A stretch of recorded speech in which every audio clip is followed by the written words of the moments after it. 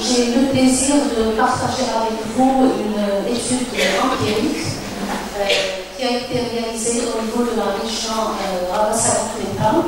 Donc, c'est une étude qui rentre dans le cadre d'une étude doctorale à la faculté des sciences des Jadida.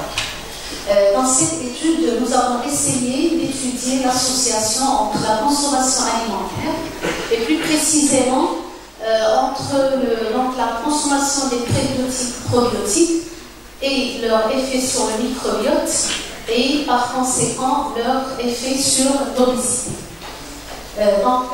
Déjà, comme vous le savez, la santé d'une manière générale dépend des prédispositions génétiques de l'individu, de son mode de vie, dont l'alimentation bien sûr, et cette alimentation qui a un effet sur le microbiote lui-même, qui a divers bienfaits sur la santé. Alors, juste un petit rappel avant de passer à l'étude qui a été effectuée. Les prébiotiques, ils sont connus par leur stimulation de la croissance et l'activité d'un nombre restreint d'espèces bactériennes, et on les trouve surtout dans les légumes et les fruits, et aussi au niveau des compléments alimentaires. Les probiotiques, de leur part, sont des micro-organismes vivants qui ont des bienfaits sur la santé et ils sont apportés surtout par les produits fermentés. Et aussi les symbiotiques qui sont des produits qui regroupent les deux, aussi bien prébiotiques et probiotiques. Concernant les principaux prébiotiques, là on retrouve le groupe des oligosaccharides, les polysaccharides et l'inuline qui elles-mêmes se transforment en fructo-oligosaccharides. Concernant les probiotiques, là, bien sûr, il y a l'effet très important de la dose et aussi de la souche, on le sait, mais dans notre étude, on a étudié les sources alimentaires de ces probiotiques, toutes sortes de souches confondues. Alors, selon l'OMS, déjà, qui est reconnu comme allégation nutritionnelle des probiotiques, donc d'une manière générale, c'est le rééquilibrage de la flore intestinale, leur effet sur les digestions difficiles, sur le ballonnement, la constipation, les diarrhées, la bonne assimilation des aliments, les inflammations de l'intestin et les défenses naturelles de l'organisme. Mais à côté des allégations reconnues par l'OMS, on retrouve bien sûr tout ce qui a été rapporté par les évidences scientifiques, notamment l'effet des probiotiques sur les fonctions intestinales d'une manière générale, sur l'immunité et aussi sur l'effet sur les maladies métaboliques. Et là, ce qui constitue l'objet de notre travail, donc on a voulu vraiment étudier quelle serait l'association entre les probiotiques sur l'obésité. Alors pourquoi l'obésité? Premièrement, parce que d'une manière générale, donc à l'échelle aussi bien internationale qu'au Maroc, comme vous le savez, ça constitue un facteur de comorbidité en passant par les différentes manifestations citées sur cette diapo, notamment la adiposité, la graisse abdominale, etc. Et donc, on a ciblé l'obésité et on a voulu étudier l'association entre la consommation des denrées alimentaires connues pour leur richesse en prébiotiques et probiotiques et l'obésité chez la population adulte de la région Abbas-Al-Khouréta. Alors, dans cette étude, nous avons ciblé 507 personnes et donc la collecte des données a été faite moyennant bien sûr un questionnaire pour relever tout ce qui est caractéristiques sociodémographiques. L'impédance métrique, parce que dans cette étude on avait relevé d'autres paramètres, mais dans cette présentation on se contente de focaliser sur l'IMC. On a utilisé l'histoire diététique comme méthode d'enquête alimentaire qui nous a permis de quantifier les apports, estimer les apports quantitatifs des aliments et aussi le fréquentiel pour juste relever la fréquence de consommation de certains aliments. Et puis, en analyse statistique, on a utilisé le TSI2, l'analyse univariée et l'essai multivarié. Alors, on a dans ce travail comme variable à expliquer le surpoids et l'obésité, moyennant, voilà, ce sont les sources alimentaires qu'on a ciblées. Concernant les sources de prébiotiques, on a évalué la consommation en fibres alimentaires.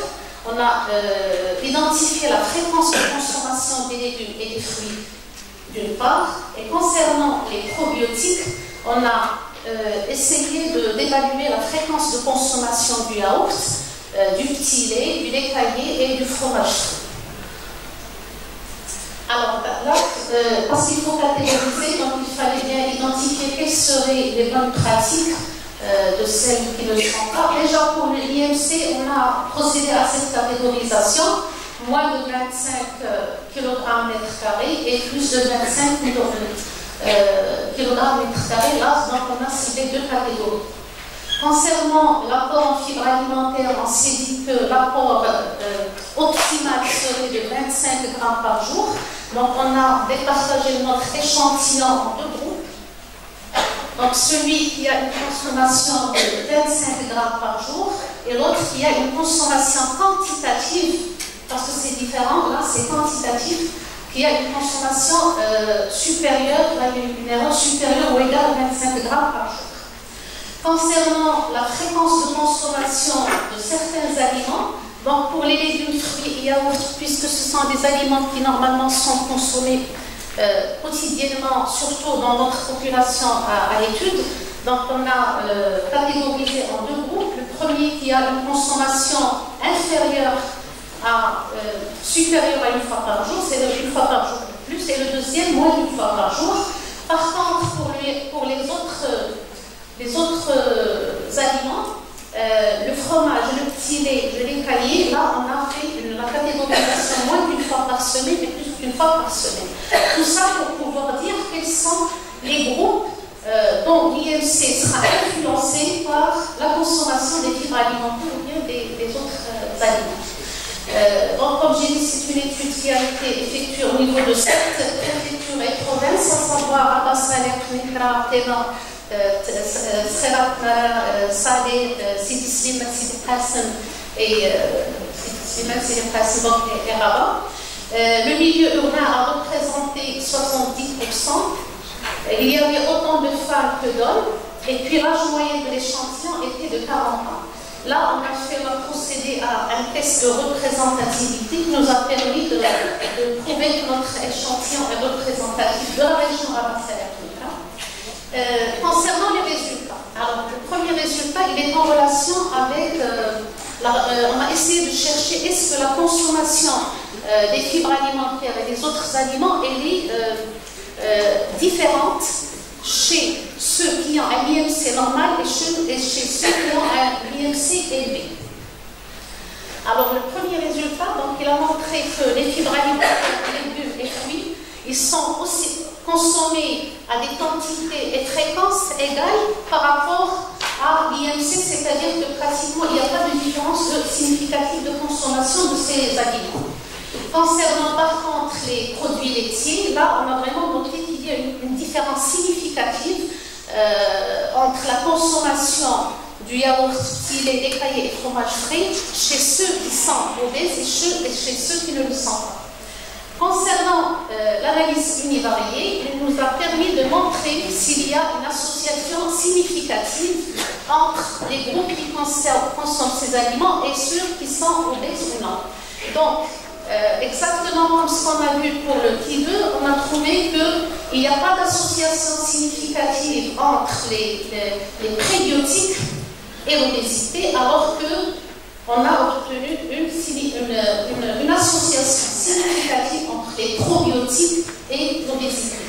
Le dernier résultat, on a essayé de pousser l'analyse statistique et de chercher parmi les probiotiques qui ont une association significative, quels sont ceux qui auraient un effet protecteur ou qui constitueraient un risque pour l'obésité. Donc, quand on a fait l'analyse multivariée, on a trouvé que seul le yaourt a un effet protecteur dans notre étude sur l'obésité, alors que pour les autres probiotiques, il n'y avait pratiquement pas de risque. Voilà. Donc on a essayé un peu de discuter nos résultats par rapport à d'autres études qui aussi ont montré qu'il y a un effet favorable du yaourt sur l'IMC. Voilà. Donc ma présentation touche à la fin et Donc, peut-être que là, s'il y a la spécificité de la dose des probiotiques et qui méritent de faire l'objet d'autres études, et merci.